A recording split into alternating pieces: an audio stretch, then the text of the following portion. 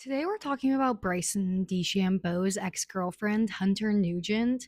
They only dated for about a year and she confirmed their split in 2022. So we're going to talk all about her and not really about their relationship at all. Hunter is a Canadian professional golfer and content creator from Ontario, Canada. And growing up, she played volleyball, tennis, and her main sport was hockey. Her ultimate goal was to go pro in women's hockey, go to the Olympics, do all that. But at around 16, she learned that there's really not that much money in women's hockey. She decided to take up golf and she immediately was a natural. Her scores weren't the best, but she won her first tournament she ever played in and also won a ping event up in Canada that Brooke Henderson has won a few times. She actually said that at this ping event in the stroke play, she shot, I think it was 98 and 102.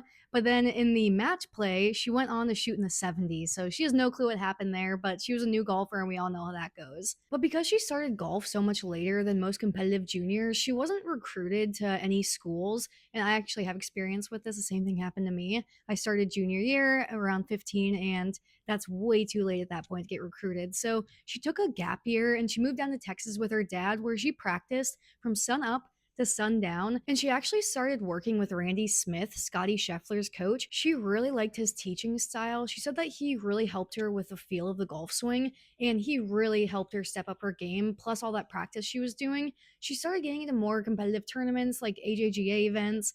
And from there, her goal was to get recruited to a D1 program to ultimately play on the LPGA Tour. She was recruited by the University of Indianapolis, which at the time was the number one D2 women's program in the country. She had a really good freshman year, with her lowest score being a 66. After 2 years there, she actually entered the transfer portal, which she said is a super uncomfortable situation because you have to talk to your coach first without even talking to other schools. So you have to let them know that you want to leave and then you start searching. So you have to leave without even having a place to commit to. She eventually got an offer from the University of Texas at San Antonio, which is a D1 school. She said it was a much more competitive environment. All the women on the team did share the aspirations of joining the LPGA Tour, so it was the perfect spot for her. Her junior year, though, unfortunately, she suffered a herniated disc, and with the pain, she completely lost all confidence in her golf swing. Her senior year, she played, but she was super timid with her swing, especially with her driver, and she really did not score well. Her scoring average was a 76.89.